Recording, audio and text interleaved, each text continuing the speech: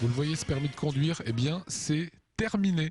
On parle maintenant de permis de conduire biométrique. Nous sommes avec Christian Choly, directeur juridique de l'Automobile Club d'Alsace. Est-ce que c'est une bonne chose d'abandonner le permis qu'on a connu jusqu'à présent? Ça peut être une bonne chose. À l'heure actuelle, il y a un peu plus de 120 modèles de permis de conduire différents dans les 27 pays de l'Union européenne. On va faire table rase. Tous ces 120 modèles vont être remplacés par un seul modèle unique. Donc format carte de crédit avec bien sûr un titre sécurisé, donc avec des encres spécifiques, des hologrammes. Ceci pour éviter bien sûr les fraudes qui, hélas, à l'heure actuelle sont extrêmement nombreuses sur le permis de conduire. Alors ce permis de conduire biométrique sera opérationnel quand, Christian? Alors la directive a été adoptée en 2006. Elle doit maintenant être mise en place dans les différents droits internes des différents pays pour une mise en route effective à partir de janvier 2013. Donc dans 2 ans. Alors en France, on a un permis permanent.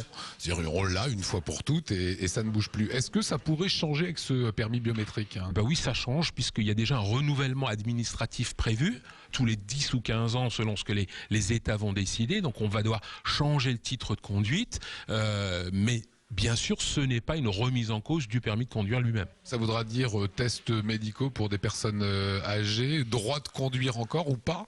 Certains militent effectivement pour une mise en place de tests médicaux. Nous savons déjà que nos voisins allemands, par exemple, ne vont pas le faire, donc vont maintenir effectivement tous les droits acquis. Donc nous, au Team Club, on va continuer d'être extrêmement attentifs sur ces questions dans les mois qui viennent. D'une manière précise, les seniors ne sont pas un problème de sécurité routière, à la différence des jeunes conducteurs.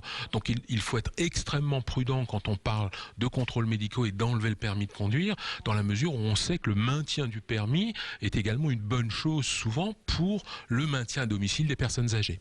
Permis biométrique, on dit que le permis de conduire est le document le plus falsifié, est-ce vrai?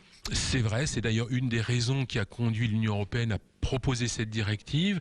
Il y a un tourisme aussi des permis de conduire qui existe encore à l'échelle de l'Union européenne. Des personnes qui ont des difficultés ou qui ont perdu leur permis dans un État peuvent en quelques semaines se rendre, se domicilier fictivement dans un autre État puis passer le permis de conduire. Donc cette directive a voulu justement mettre fin à ces pratiques et partir du principe qu'il y a un permis de conduire pour une seule personne.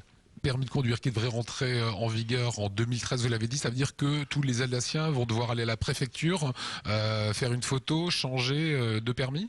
Alors bien sûr, ça va prendre beaucoup de temps. Certains États pourront mettre jusqu'à 20 ans, donc jusqu'en 2033, pour avoir changé l'ensemble des permis. C'est quand même rien que pour la France, ça représente plus de 36 millions de permis de conduire à changer. Donc ça va être une opération de longue haleine. Donc bien sûr, les jeunes conducteurs qui à partir de 2013 recevront le permis, recevront bien sûr le nouveau modèle, puis au fur et à mesure des renouvellements, l'ensemble de la population sera prise en compte. Merci Christian pour ces infos. Ce sera en 2013 que vous arborerez votre tout nouveau permis de conduire biométrique.